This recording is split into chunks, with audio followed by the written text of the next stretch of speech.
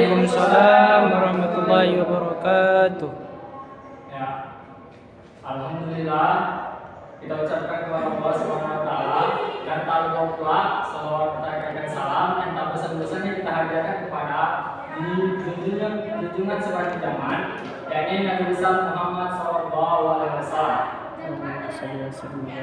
Dan untuk memulai pembelajaran kita pada pagi hari ini, alangkah baiknya kita mengucapkan al-basmalah. Bismillahirrahmanirrahim.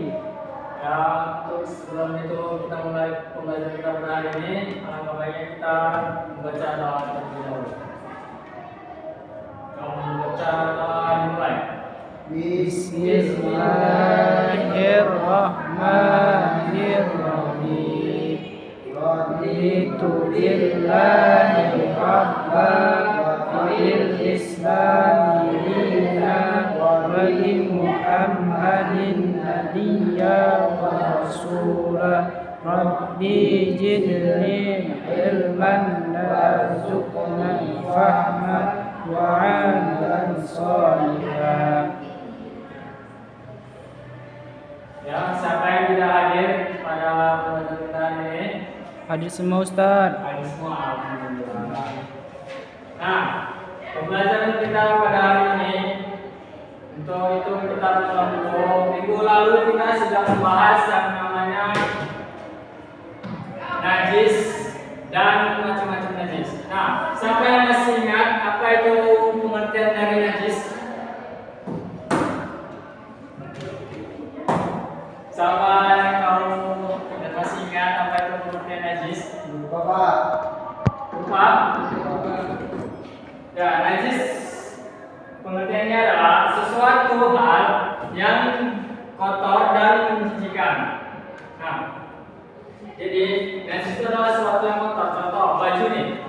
Baju ketika kita terkena suatu kotoran, kotoran macamnya ada cicak, itu dikatakan namanya najis.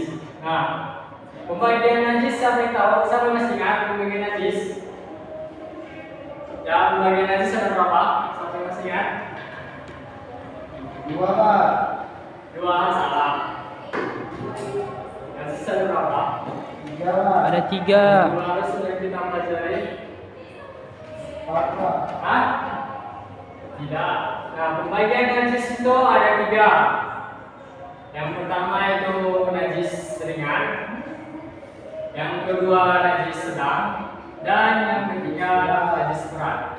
Nah, jadi najis ringan itu seperti apa? Najis ringan itu seperti air kencing seorang bayi, baik bayi perempuan dan laki-laki, itu sebelum bayi itu memakan apapun kecuali dari ASI seorang ibunya.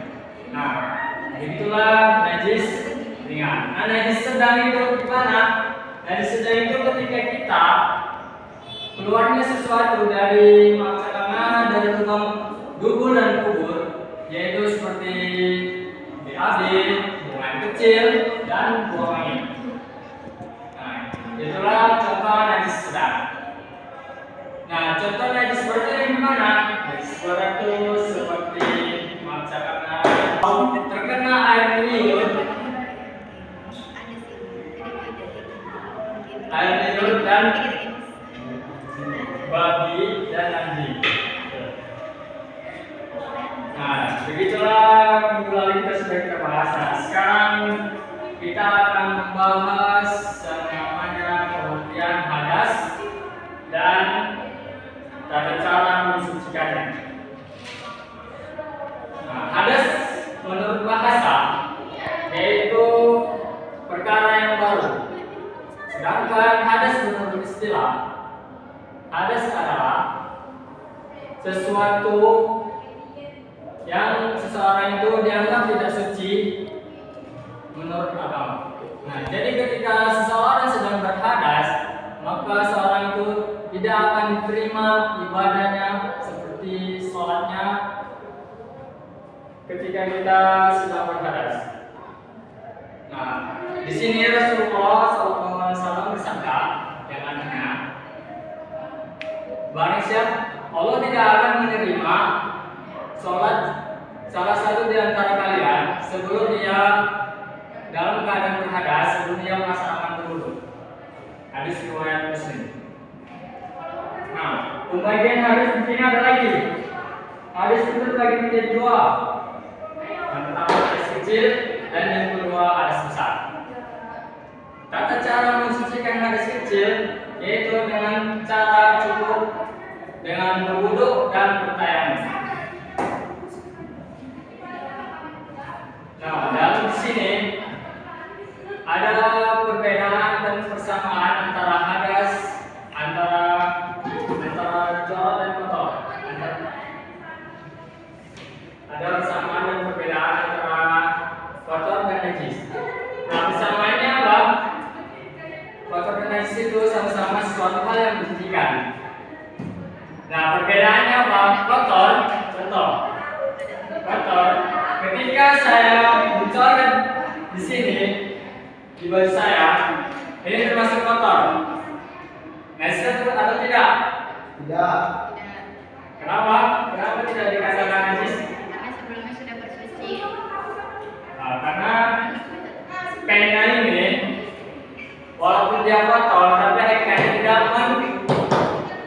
Benajis. menajis. Nah, jadi dia kotor belum tentu bernajis. Nah, sedangkan najis, kalau sudah najis, sudah pasti namanya kotor.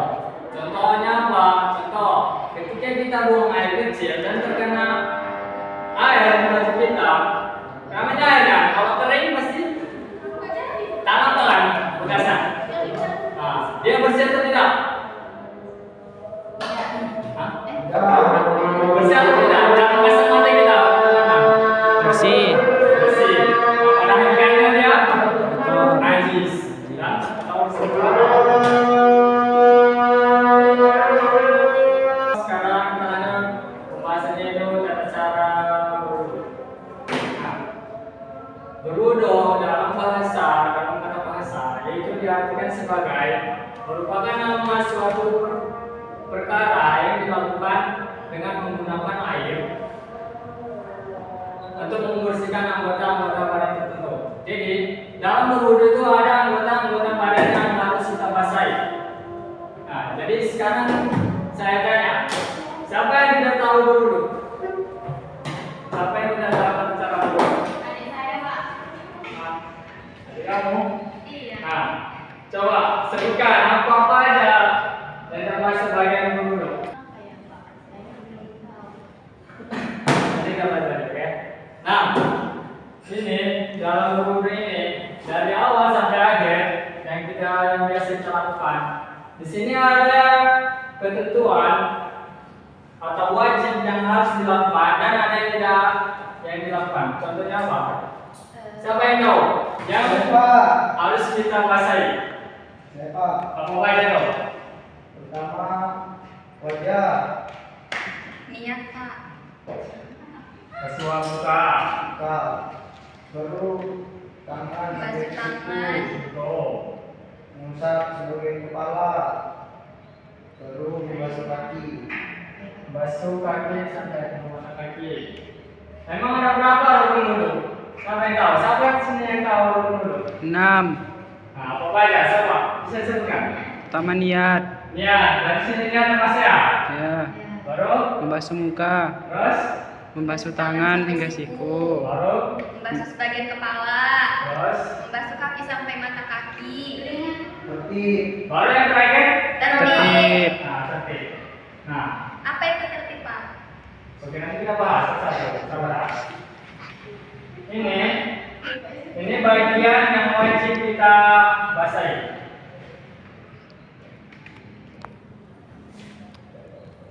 Nah, dan yang lainnya ini apa, Pak? Nah, yang lainnya ini sunnah. Jadi, siapa yang tahu pengertian sunnah? Dikerjakan Dikerjakan berpahala. berpahala, ditinggalkan Tiada berdosa. Nah, ketika yang kita tinggalkan, apa yang akan terjadi? Berdosa. Kita berdosa. Apa? Tidak sah sholatnya. Berdalam berwudunya. Ini masalah.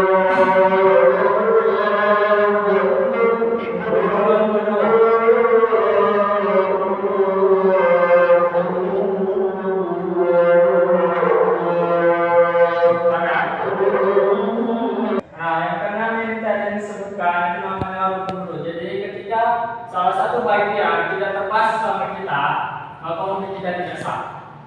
Dan yang lainnya yang ini, membaca bismillah, mencuci tangan, berkumur, membasuh hidung, baru membasuh telinga, dan membaca doa, itu namanya sunnah. Jadi kalau sunnah itu dikerjakan berpahala dan ditinggalkan tidak apa-apa.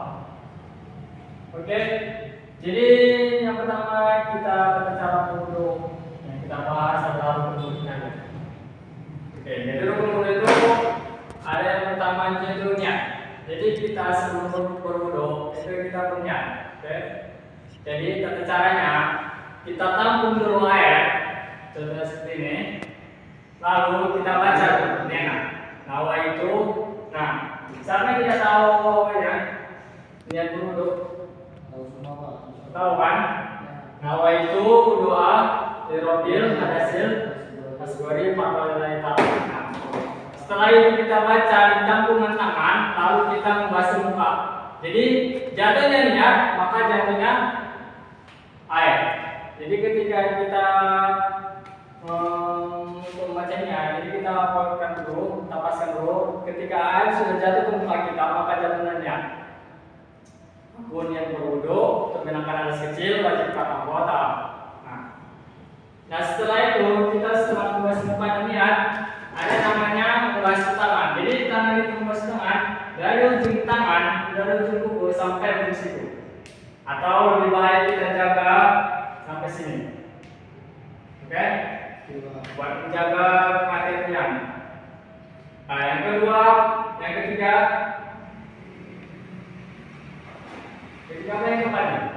Nah, yang keempat yaitu membasuh kepala. Jadi membasuh kepala ini ada perbedaan pendapat, yaitu ada yang mengatakan bahwasanya membasuh kepala itu hanya cukup mengusap saja di bagian kepala kita, hanya cukup ini boleh. Ada yang harus semua kena, dan ada yang juga dari ujung kepala ini sampai ujung. Terserah kita mau kayak mana. Mau kita karena udah sisir kan atau bersama kita cukup ini kan ada. Nah itu dasar kan. Nah ya dan yang kelima itu membasuh kaki. Jadi membasuh kaki itu dari ujung kuku sela-selanya kita selah dulu. Dan setelah itu sampai mata kaki. Atau kalau bisa kita lebihkan buat jaga-jaga. Dan yang terakhir yaitu rukun wudhu itu adalah tertib. Jadi kenapa tertib termasuk dalam rukun? Kan nggak mungkin kalau kita dalam wudhu suka-suka kita angkat kaki, baru muka, baru tangan, kan nggak cocok lagi, nggak indah. Islam itu indah dengan peraturannya, gitu. Jadi semua itu berurutan dengan baik. Nah itulah pengertian dari tertib. Oke. Nah, jadi kesimpulannya adalah rukun wudhu itu ada 6. Yang pertama membaca niat, yang kedua membasuh muka, yang ketiga membasuh tangan sampai ke siku, yang keempat membasuh bagian kepala, dan yang kelima membasuh kaki sampai kedua mata kaki, dan yang terakhir adalah tertib. Itulah termasuk dalam rukun wudhu. Nah rukun itu tadi kan sudah saya jelaskan bahwasanya kalau rukun itu kita tinggalkan salah satunya maka wudhu kita tidak sah. Nah saya di sini ada membawa games untuk antum-antum yang saya kerjakan. Nah saya butuh satu orang yang berani memainkan game sini. Yuk, siapa yang berani maju ke depan? Nah, kalau kemudian kita silakan. Ini gimana ini? Ya, pilih salah satu dari cabut. Ini salah satu. Ya. Oke, ini Pak ya. Oke. Oke. Ya, dari belakang. Pertanyaannya. Di mana batas wajah yang dibasuh? Di mana batas wajah yang dibasuh? batas-batas wudhu itu apa-apa yang dimaksud dengan kain apa? Sebenarnya di mana sampai mana? Mulai apa namanya ini? Tumbuhnya Rambut. rambut sampai Sampai ini jenggot. nah, itulah. Jadi pertanyaannya di sini di mana batas wajah yang dibahas? Jadi batas wajah yang dibahas itu, jadi mulai tumbuhnya rambut sampai sini, dari sini sampai sini, jenggot kita ini. Oke? Terima kasih para pemimpin. Nah, itu aja video kita pada hari ini karena waktu pun sudah menandakan waktu kita pulang. Nah, jadi begitu ya, anak-anakku sekalian, bahwasanya untuk itu agama. Nah, yang biasa kita lakukan itu termasuk dengan sunnah-sunnahnya aja.